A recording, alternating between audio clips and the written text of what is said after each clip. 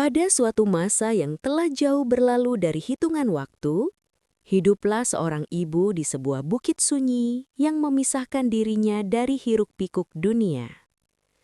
Bukit itu tidak memiliki nama yang tercatat di peta. Namun bagi penduduk sekitar, tempat itu dikenal sebagai tanah keras yang hanya bisa ditaklukkan oleh ketekunan dan kesabaran. Di sanalah sang ibu menjalani hidupnya bersama seorang anak perempuan yang ia besarkan dengan seluruh tenaga dan harapan yang ia miliki. Ketika kau membayangkan sosok ibu ini, bayangkanlah seorang perempuan yang tubuhnya dibentuk oleh kerja, wajahnya dipahat oleh matahari, dan hatinya ditempa oleh cinta yang tak pernah menuntut balasan. Setiap pagi, bahkan sebelum embun sepenuhnya turun dari daun-daun, sang ibu telah terjaga. Ia menyiapkan peralatan sederhana, memeriksa tanah, dan menanam sayuran dengan tangan yang telah lama bersahabat dengan luka.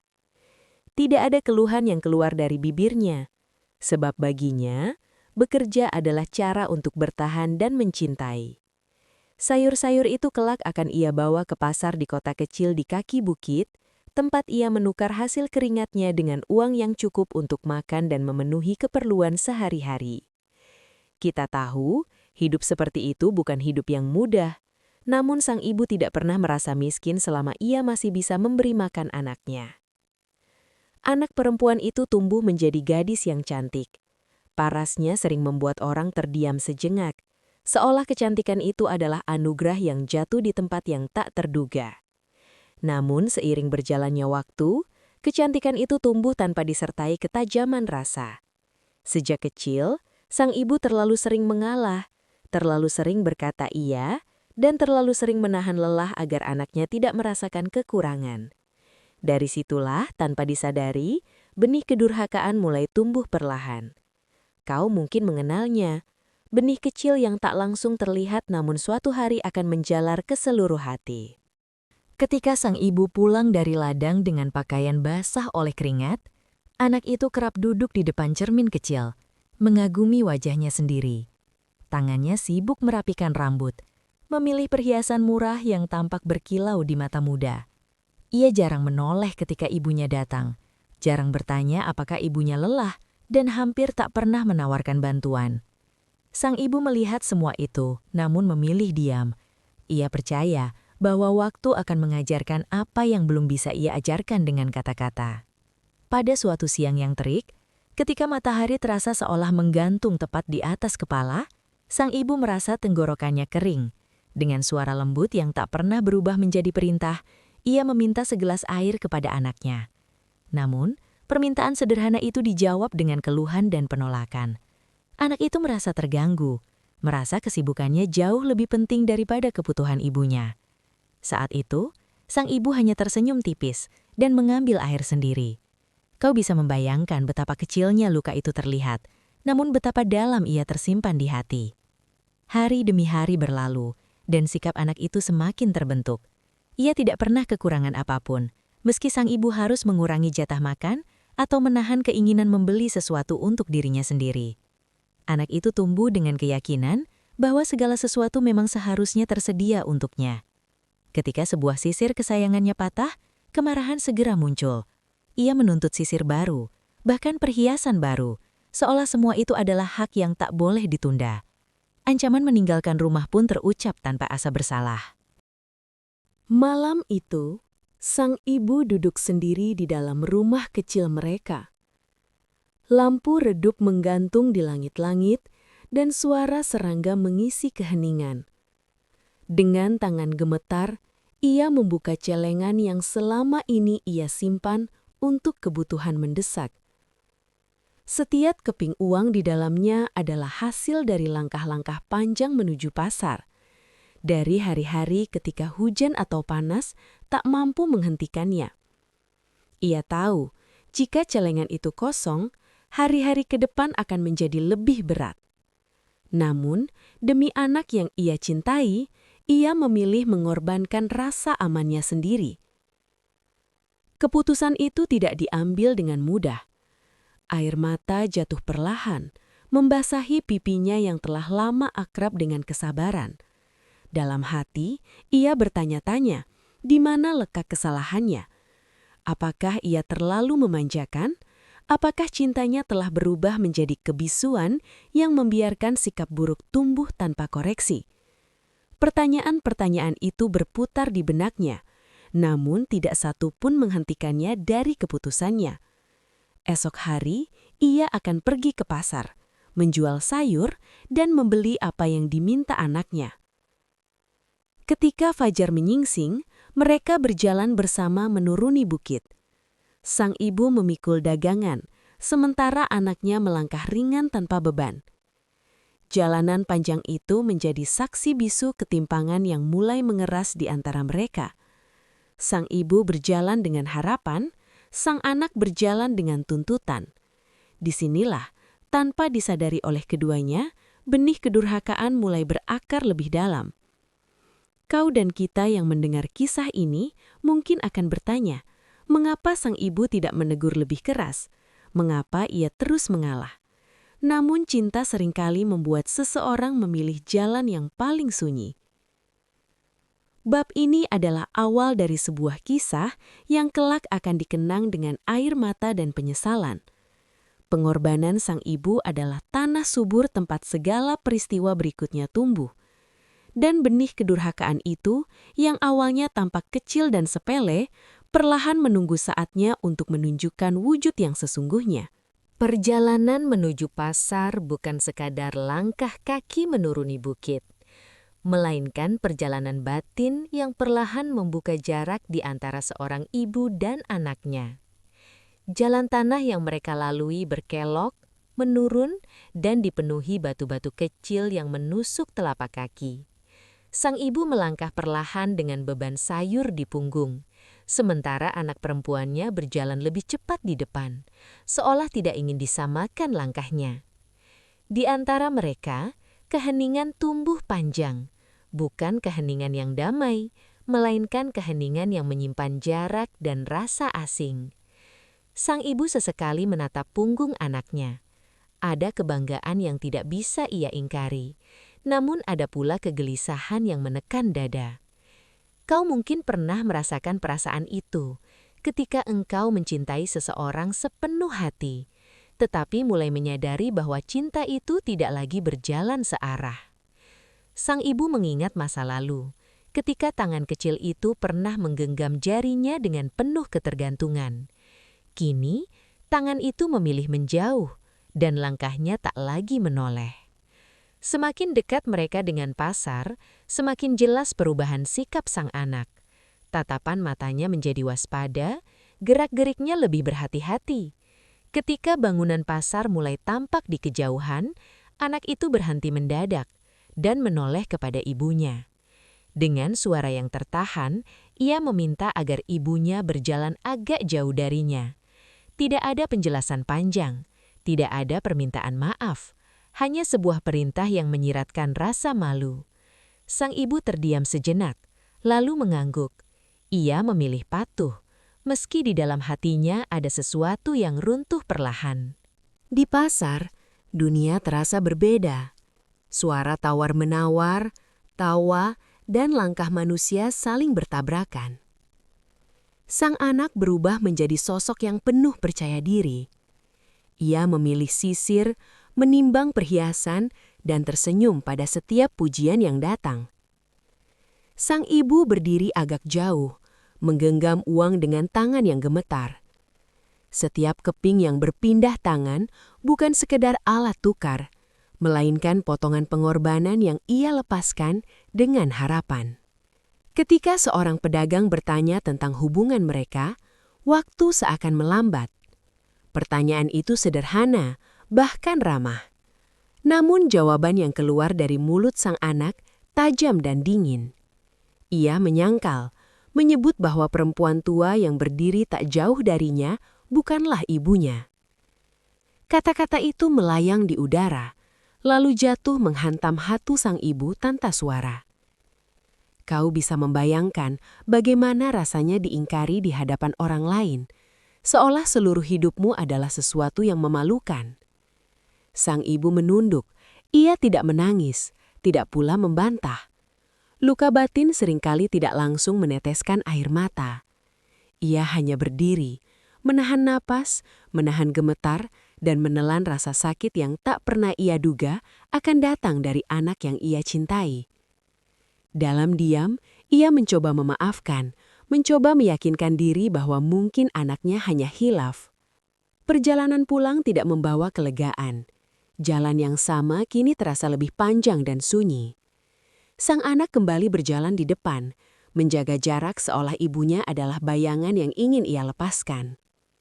Sang ibu mengikuti dengan langkah yang semakin berat. Di dalam hatinya, pertanyaan demi pertanyaan bermunculan. Di mana ia salah? Kapan cinta berubah menjadi beban bagi anaknya? Di tengah jalan mereka bertemu beberapa orang yang memuji kecantikan sang anak. Senyum mereka, tawa ringan terdengar. Namun ketika pertanyaan tentang sang ibu kembali muncul, penyangkalan itu terulang, kali ini dengan nada yang lebih menyakitkan. Sang anak bukan hanya menolak mengakui, tetapi juga merendahkan. Kata-kata itu menusuk lebih dalam daripada sebelumnya, karena kini ia tahu ini bukan lagi khilaf, melainkan pilihan. Di pasar, dunia terasa berbeda. Suara tawar-menawar, tawa, dan langkah manusia saling bertabrakan. Sang anak berubah menjadi sosok yang penuh percaya diri. Ia memilih sisir, menimbang perhiasan, dan tersenyum pada setiap pujian yang datang. Sang ibu berdiri agak jauh, menggenggam uang dengan tangan yang gemetar. Setiap keping yang berpindah tangan bukan sekadar alat tukar, melainkan potongan pengorbanan yang ia lepaskan dengan harapan. Ketika seorang pedagang bertanya tentang hubungan mereka, waktu seakan melambat. Pertanyaan itu sederhana, bahkan ramah. Namun jawaban yang keluar dari mulut sang anak tajam dan dingin. Ia menyangkal, menyebut bahwa perempuan tua yang berdiri tak jauh darinya bukanlah ibunya. Kata-kata itu melayang di udara, lalu jatuh menghantam hati sang ibu tanpa suara. Kau bisa membayangkan bagaimana rasanya diingkari di hadapan orang lain, seolah seluruh hidupmu adalah sesuatu yang memalukan. Sang ibu menunduk. Ia tidak menangis, tidak pula membantah. Luka batin seringkali tidak langsung menetaskan air mata. Ia hanya berdiri, menahan napas, menahan gemetar, dan menelan rasa sakit yang tak pernah ia duga akan datang dari anak yang ia cintai. Dalam diam, ia mencoba memaafkan, mencoba meyakinkan diri bahwa mungkin anaknya hanya khilaf. Perjalanan pulang tidak membawa kelegaan. Jalan yang sama kini terasa lebih panjang dan sunyi. Sang anak kembali berjalan di depan, menjaga jarak seolah ibunya adalah bayangan yang ingin ia lepaskan. Sang ibu mengikuti dengan langkah yang semakin berat. Di dalam hatinya, pertanyaan demi pertanyaan bermunculan. Di mana ia salah? Kapan cinta berubah menjadi beban bagi anaknya? Di tengah jalan, mereka bertemu beberapa orang yang memuji kecantikan sang anak. Senyum merekah, tawa ringan terdengar. Namun ketika pertanyaan tentang sang ibu kembali muncul, penyangkalan itu terulang, kali ini dengan nada yang lebih menyakitkan. Sang anak bukan hanya menolak mengakui, tetapi juga merendahkan.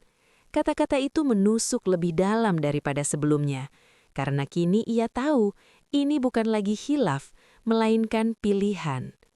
Saat itulah kesabaran sang ibu mencapai batasnya. Bukan karena marah, melainkan karena lelah. Ia berhenti melangkah. Tubuhnya terasa kosong, seolah seluruh kekuatan yang selama ini ia simpan habis terkuras. Air mata yang lama tertahan akhirnya jatuh. Ia berlutut di tanah, di hadapan jalan yang sepi, dan mengangkat wajahnya ke langit. Doa itu keluar dengan suara lirih namun penuh getar. Ia tidak memohon balas dendam, ia tidak mengutuk.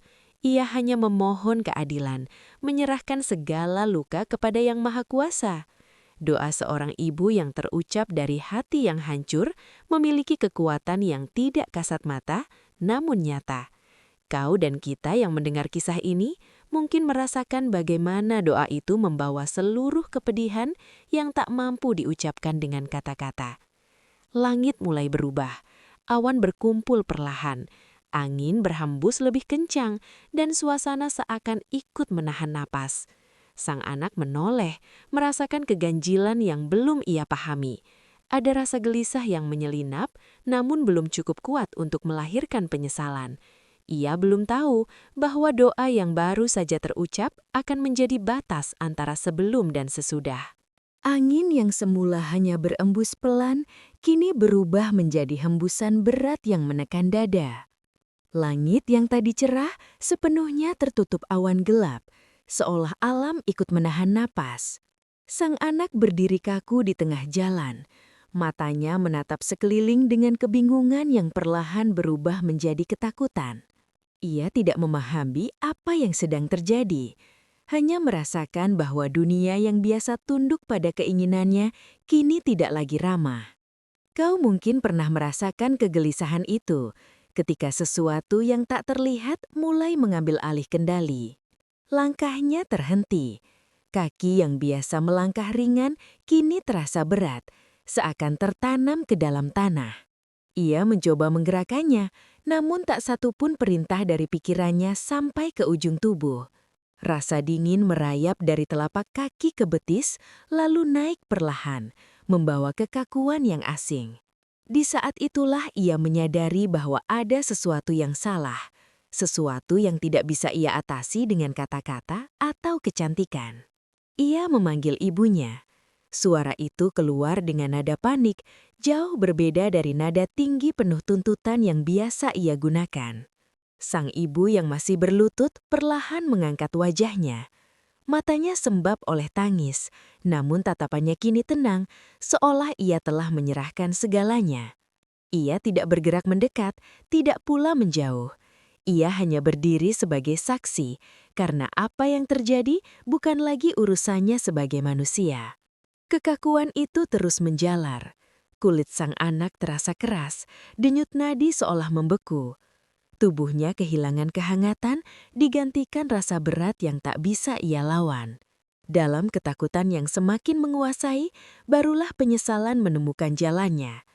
Kata maaf terucap berulang-ulang, terputus oleh isak tangis yang kini tulus. Ia menyadari, untuk pertama kalinya, betapa besar luka yang telah ia ciptakan. Namun, waktu tidak berjalan mundur. Penyesalan yang datang terlambat hanya mampu menemani, bukan menyelamatkan. Tubuh sang anak perlahan mengeras sepenuhnya, membentuk sosok batu yang berdiri di tepi jalan.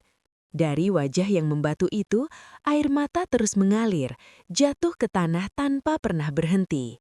Air mata itu menjadi saksi bisu bahwa hati yang menolak mengakui kebenaran akhirnya terkurung dalam penyesalan abadi. Sang ibu melangkah mendekat.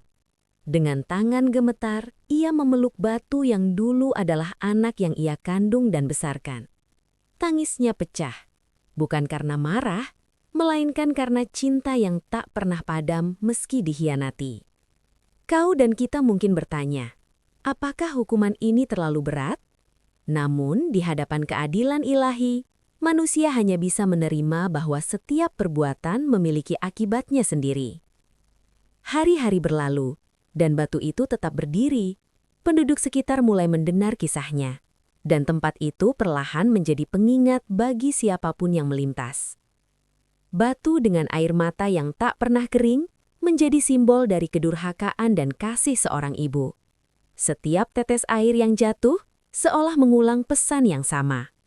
Ada cinta yang tak boleh diinjak, ada doa yang tak boleh diremehkan.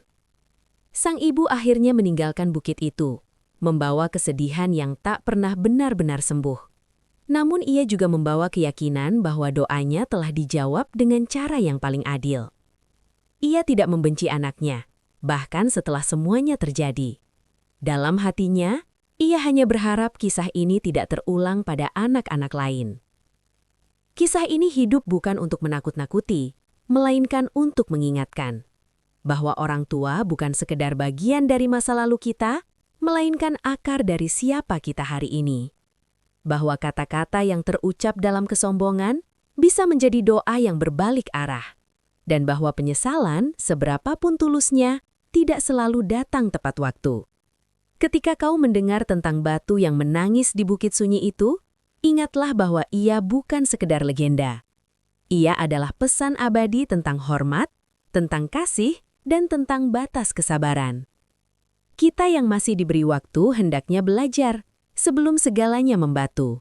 Sebab cinta orang tua adalah anugerah, dan doa mereka adalah kekuatan yang tak terlihat namun nyata. Langkahnya terhenti. Kaki yang biasa melangkah ringan kini terasa berat, seakan tertanam ke dalam tanah.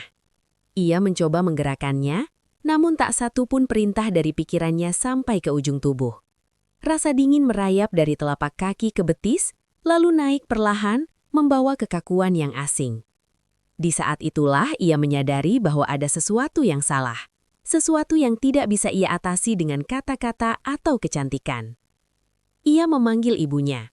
Suara itu keluar dengan nada panik, jauh berbeda dari nada tinggi penuh tuntutan yang biasa ia gunakan. Sang ibu yang masih berlutut perlahan mengangkat wajahnya. Matanya sembab oleh tangis, namun tatapannya kini tenang, seolah ia telah menyerahkan segalanya. Ia tidak bergerak mendekat, tidak pula menjauh. Ia hanya berdiri sebagai saksi, karena apa yang terjadi bukan lagi urusannya sebagai manusia. Kekakuan itu terus menjalar. Kulit sang anak terasa keras, denyut nadi seolah membeku. Tubuhnya kehilangan kehangatan, digantikan rasa berat yang tak bisa ia lawan. Dalam ketakutan yang semakin menguasai, barulah penyesalan menemukan jalannya. Kata maaf terucap berulang-ulang, terputus oleh isak tangis yang kini tulus. Ia menyadari, untuk pertama kalinya, betapa besar luka yang telah ia ciptakan. Namun waktu tidak berjalan mundur. Penyesalan yang datang terlambat hanya mampu menemani, bukan menyelamatkan. Tubuh sang anak perlahan mengeras sepenuhnya, membentuk sosok batu yang berdiri di tepi jalan. Dari wajah yang membatu itu, air mata terus mengalir jatuh ke tanah tanpa pernah berhenti. Air mata itu menjadi saksi bisu bahwa hati yang menolak mengakui kebenaran akhirnya terkurung dalam penyesalan abadi.